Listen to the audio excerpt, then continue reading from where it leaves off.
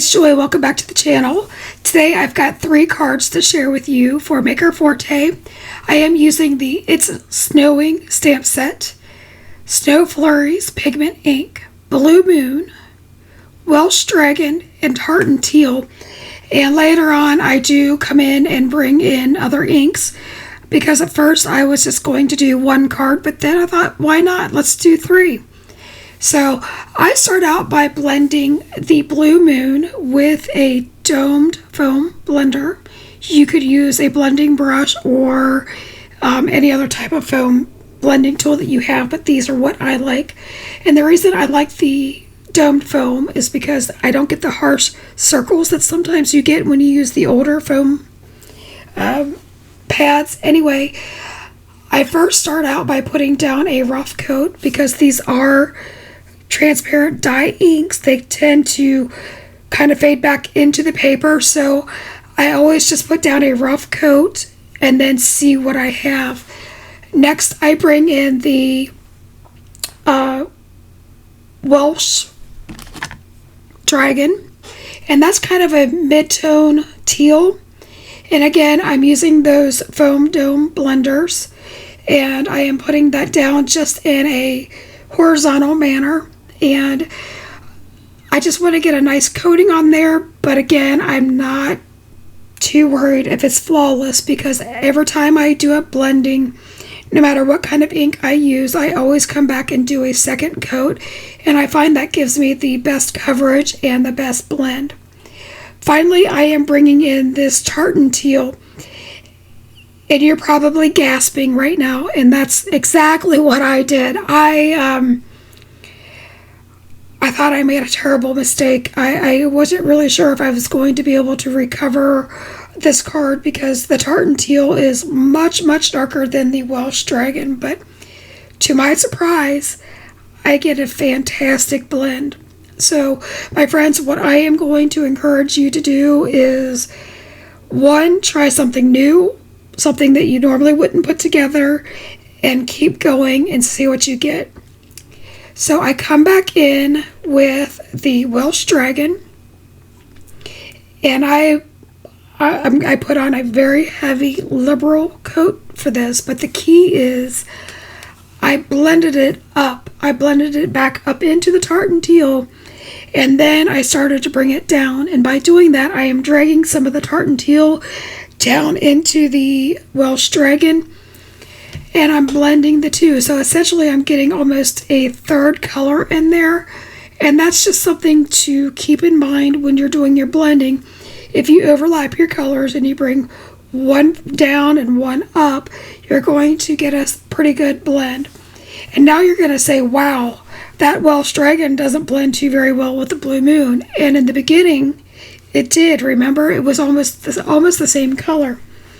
So I use the exact same blending technique. I start with a liberal coat of the Blue Moon, and I start to bring down that Welsh Dragon into the Blue Moon and vice versa. And you're going to see I get a really nice blend in here. Now you're going to see that I sometimes put a fist down instead of my fingers, and that's just to prevent my fingerprints getting into the ink.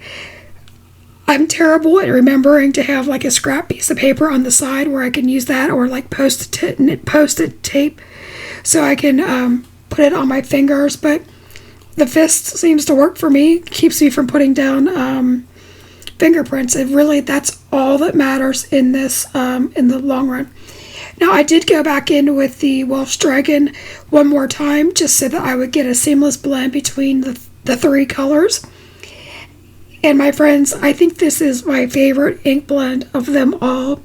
And like I said in the beginning, I was scared. I was very, very scared. Now I am doing what you call just a test to see if my paper was dry. I did use a heated tool to dry my paper. And since my embossing powder did not stick, I went ahead and placed that into the Misty. I treated my paper with an anti-static tool, and I put down the snowflake from It's Snowing, and I am inking that up with Snow Flurries. And I will tell you right now that my pad was extremely dry, and I did not get the results that I wanted. So after the first inking, it just looked kind of like a ghost image.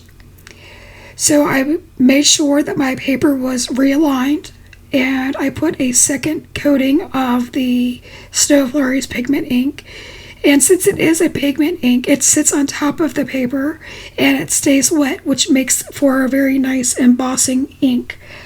I brought in some, this time was clear embossing powder, or was it? It was the white, excuse me, it was white embossing powder. And I am putting a pretty good layer of powder on this, and in fact, I think I go back into it a couple of times. And then I bring in my heat tool and I melt the embossing powder.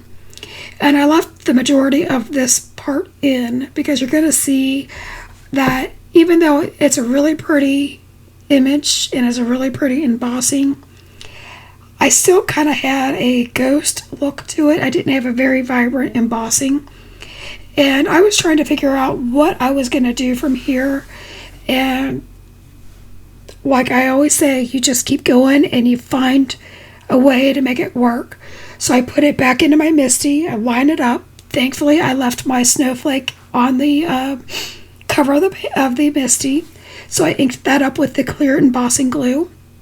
And I used my ink switching tool, and I made sure to get a really nice impression with this.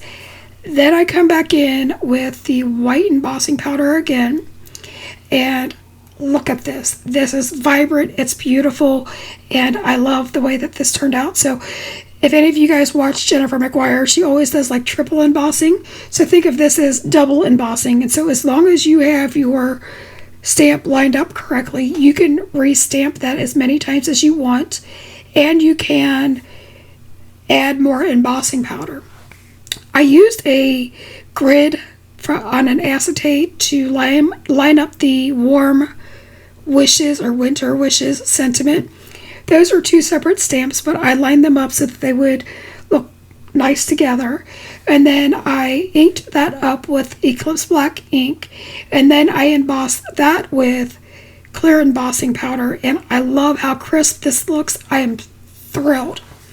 I used some white acrylic paint that was watered down and a fan brush to apply the splatter. Once that was dry, I used my wet glue and I adhered that to a side folding A2 card base. I didn't pop it up, I didn't add any layers. I just wanted this to be a pretty simple card. I love the way it turned out. I loved it so much that I did it 2 more times. I did add some iridescent gems in all this like blank areas of the snowflake. Now I have sped this up by 2 times. I did not include any of the stamping or the embossing since you just saw it because I'm doing the exact same techniques. But in this first card, I used the bubblegum ink and my domed foam blenders. And again, I put down a pretty liberal amount. Again, remembering that this is going to be the rough coat that I'm going to come back in and blend again. I then come in with Flamingo, and again, I'm not loving the way that the Flamingo and the bubblegum are blending because they are colors that are pretty far away from each other as far as saturation and hue. But I keep going, and I want to see what I'm going to get. After that first card, I thought, we can pull this out. This is going to be easy. Then I come in with the Tiptree Jam, and again, that's pretty far away from the Flamingo, but I keep working my inks. And again, if you overlap your inks and you put down more than one layer, you're going to get really good results. So I start back in with the Flamingo, and I make sure to bring some of the to go over that. So I'm overlapping the Tiptree and the Flamingo, which brings the Tiptree down, and it also kind of fades into the actual Flamingo, so I get more layers. I repeat the exact same thing with the bubblegum, and I start that where it's going to be overlapping into the Flamingo, and then I put down a really heavy coat of that bubblegum at the bottom, and it turns out to be almost flawless. You're going to see this final picture of this panel here in just a second, and I love this one too. For the third card, I start out using Blueberry Cheesecake, and you're going to see that I had some harsh marks, and that's because I did not put my domed foam centered, so I was kind of using the edge of it, and that's why I got some of those harsh lines. Now, because this is my first coat and I've got a lot more to go, that works itself out because the inks kind of dry back and they absorb into the paper. Next, I come in with grape, and I love the way that the grape and the blueberry cheesecake blend. And I'm just making sure, like I said, to get my colors down. I'm not too worried about a seamless blend. And then my heart sinks again. The Coronation Purple, which I knew was a dark color, but I had forgotten how much darker it is in comparison to grape. But again, I kept going. I came back in with that grape, and I made sure to use that kind of to overlap the Coronation Purple. And then I came in with the Blueberry Cheesecake again. I overlapped that into the grape, and I have a pretty decent blend. So if you like these blends, I would love it if you'd give me a thumbs up, leave me a comment, tell me which card you liked the best. I did use the same gems and all the same stamping for each one of these cards. If you've stuck with me this long, please consider subscribing.